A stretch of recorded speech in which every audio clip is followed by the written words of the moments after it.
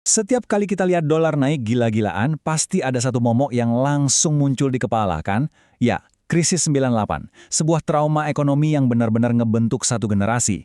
Nah, pertanyaannya, apa kali ini kita lagi-lagi ngarah ke jurang yang sama? Oke, yuk kita bedah bareng-bareng. Rasa khawatir itu wajar banget. Siapapun yang lihat angka di papan kurs falas terus-terusan merangkak naik, pasti alarm di kepalanya bunyi. Jadi mari kita jawab pertanyaan besar ini. Mimpi buruk 98 itu beneran bisa kejadian lagi nggak sih? Untuk ngerti kondisi kita sekarang, kita wajib banget flashback dulu. Kita perlu lihat kenapa sih fondasi ekonomi kita di tahun 1998 itu rapuh banget sampai bisa jebol separah itu. Coba dibayangin dulu skala kehancurannya. Nilai rupiah itu terjun bebas. Dari sekitar 2.500, tiba-tiba jadi 15.000 per dolar. Ini bukan cuma melemah teman-teman, ini namanya kolaps total. Dan kejadiannya cepat banget. Tapi keruntuhan ini bukan kayak sulap yang terjadi tiba-tiba. Ini tuh akibat dari fondasi ekonomi yang udah lama kropos. Ada beberapa titik lemah utama yang waktu itu, saat kena tekanan barengan, bikin seluruh sistem ambruk. Nah ini dia nih, resep bencana 98. Kita bedah satu-satu ya. Pertama ada bom waktu yang namanya utang luar negeri. Dulu itu banyak banget perusahaan kita utangnya pakai dolar. Jadi pas rupiah anjlok, utang mereka otomatis bengkak berkali-kali lipat. Kedua, sistem perbankan kita, rapuh banget.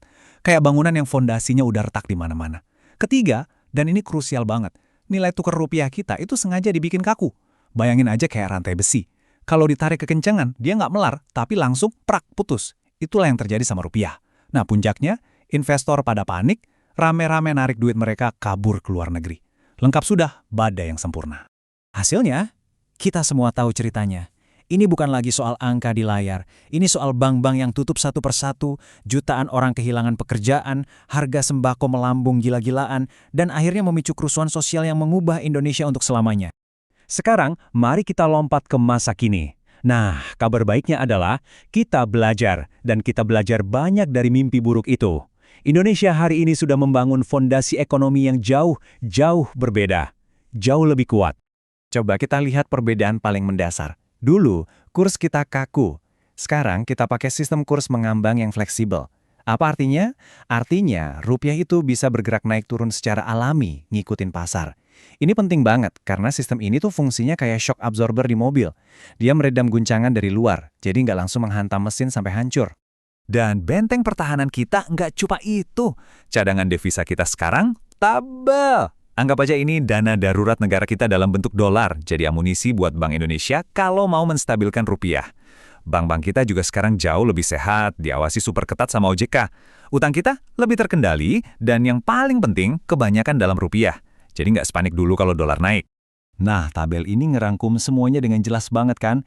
Coba deh lihat perbedaannya di setiap baris. Sistem kurs, utang, cadangan devisa, perbankan, beda jauh.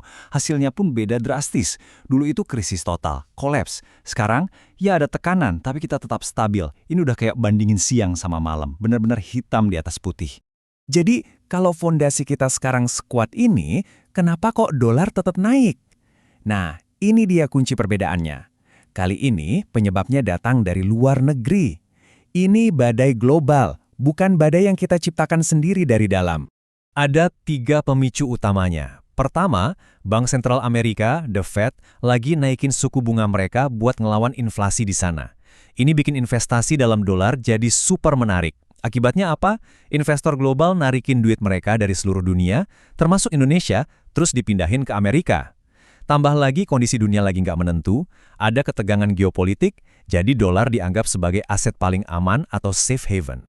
Jadi, poin paling pentingnya tuh ini. Dolar itu menguat terhadap hampir semua mata uang di dunia, bukan cuma rupiah. Kenaikan dolar sekarang ini murni karena faktor eksternal yang kuat, bukan karena fundamental ekonomi Indonesia ancur-ancuran kayak tahun 98. Tentu saja, walaupun kita bilang ini bukan krisis, bukan berarti nggak ada dampaknya. Tekanan ini tetap nyata dan terasa. Nah, sekarang kita bahas, apa artinya ini buat kita sehari-hari? Pasti kita ngerasain kan, harga barang-barang yang ada komponen impornya, kayak elektronik, gadget, atau bahkan bahan baku industri, ya bisa ikut naik. Buat perusahaan atau pemerintah yang punya utang dalam dolar, bayar cicilannya jadi lebih berat. Dan ya pasti ada tekanan juga ke pasar saham kita. Ini semua efek nyata yang nggak bisa kita tutup mata. Tapi, dan ini kesimpulan paling pentingnya ya, meskipun tekanan ekonomi ini terasa, kondisi kita masih sangat terkendali dan jauh banget dari situasi krisis kayak tahun 1998. Fondasi kita kuat dan badai yang kita hadapi ini datangnya dari luar, bukan dari dalam rumah kita sendiri. Jadi, setelah kita lihat semua perbedaannya, pertanyaannya sekarang, apakah kita bisa benar-benar santai dan merasa aman, atau jangan-jangan ketenangan yang kita rasakan sekarang ini cuma jeda sebelum datangnya badai yang mungkin lebih besar? Nah, itu pertanyaan yang harus terus kita waspadai bareng-bareng.